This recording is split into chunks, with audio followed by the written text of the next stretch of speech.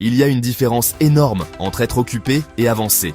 Et la plupart des gens ont toujours confondu les deux pendant des années, sans jamais s'en rendre compte, jusqu'au jour où ils regardent en arrière et ne savent plus vraiment où le temps est parti.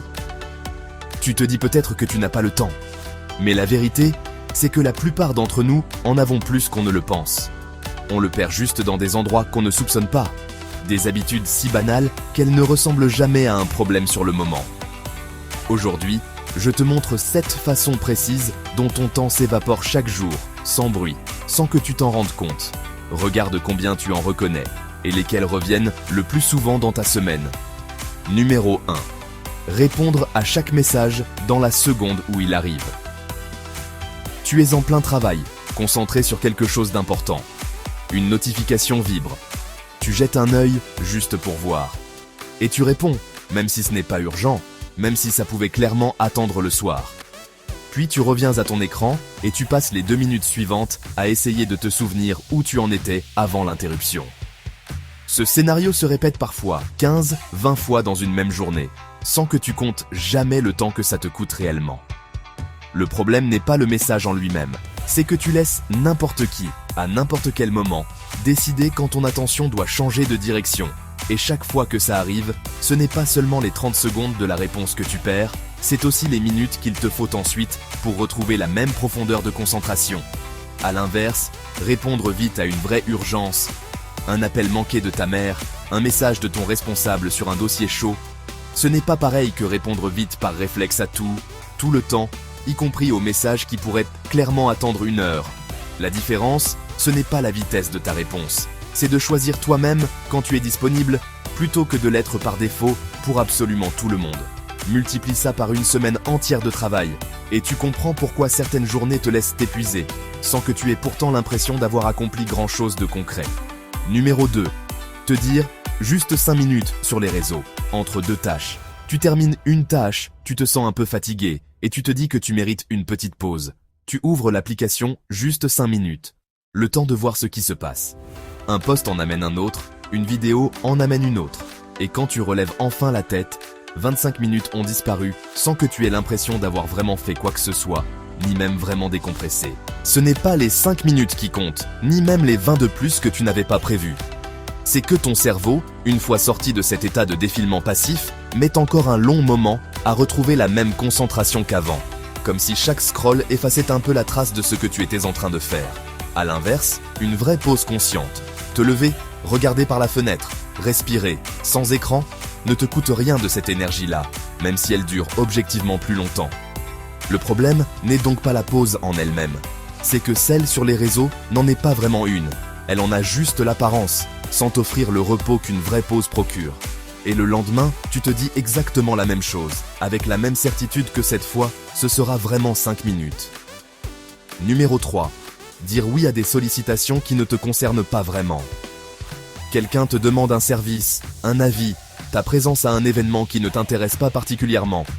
Tu sens l'hésitation monter en toi une fraction de seconde, et tu dis oui quand même, parce que dire non te semble plus compliqué, plus inconfortable, que de simplement accepter et gérer les conséquences plus tard. Chaque oui que tu donnes par peur de décevoir est, en réalité, un non silencieux à quelque chose qui comptait davantage pour toi ce jour-là. Une soirée tranquille, un projet personnel, du temps pour la personne que tu aimes vraiment voir. Tu ne le remarques presque jamais sur le moment, parce que le coup est invisible.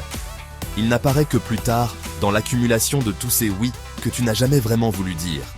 À l'inverse, aider quelqu'un sincèrement, par choix assumé et non par réflexe, n'a rien à voir avec ce mécanisme-là.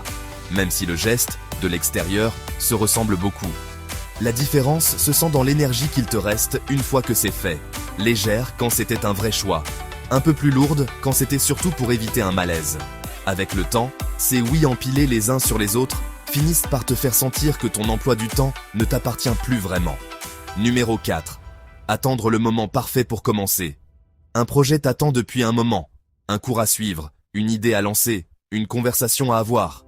Tu te dis que tu t'y mettras vraiment quand tu auras plus de temps libre, plus d'argent de côté, ou simplement plus confiance en toi pour t'y lancer sans avoir peur de te planter devant les autres. Le moment parfait n'arrive jamais, tout simplement parce qu'il n'a jamais existé ailleurs que dans ta tête.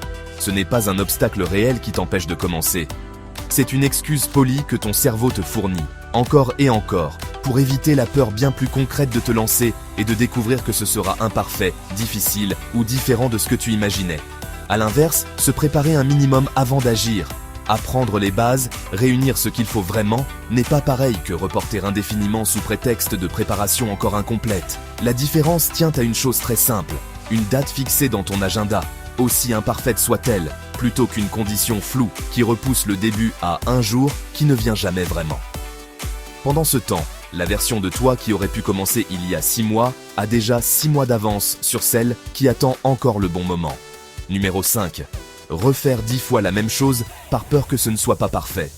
Un message important à envoyer, un travail à rendre. Tu l'écris, tu le relis, tu changes un mot, tu le relis encore. Tu modifies la formulation d'une phrase que personne n'aurait même pas remarquée, et 1 heure plus tard, le message n'est toujours pas parti, alors que la toute première version aurait largement suffi. Ce n'est pas vraiment la qualité que tu protèges en recommençant sans fin.